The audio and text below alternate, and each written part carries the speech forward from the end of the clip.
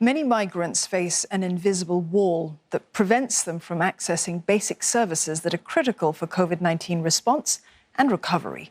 A report by the Global Migration Lab suggests that the challenges that migrants face are often unintended consequences of efforts to contain the coronavirus. For instance, lockdowns have caused many migrants to lose their jobs and livelihoods. In some countries, they're excluded from government support, leaving them unable to meet their most basic needs, including food and accommodation.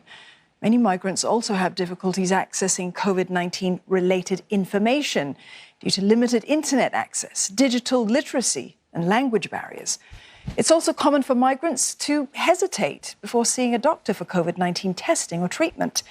And that's because they're often not legally registered and they're afraid of being deported. From the Jagan Chapagain from the International Federation of Red Cross and Red Crescent Societies explains what can be done to alleviate these problems. Even in a normal time, the migrants face a number of challenges, depending on the country's rules and regulations and the policies. But during the pandemic, that situation has further worsened.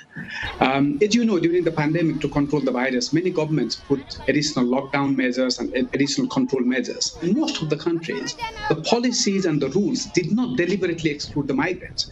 But despite that inclusion policy-wise, the migrants face a lot of challenges.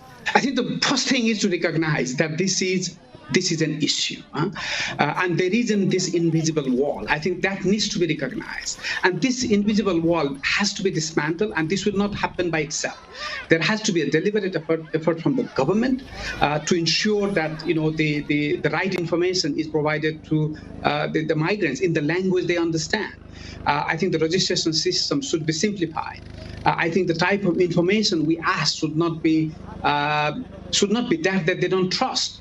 So they don't try to hide the information. So building that trust. First is recognition, and the second is building that trust. And the third is accessibility to the testing, treatment, and also for the vaccine.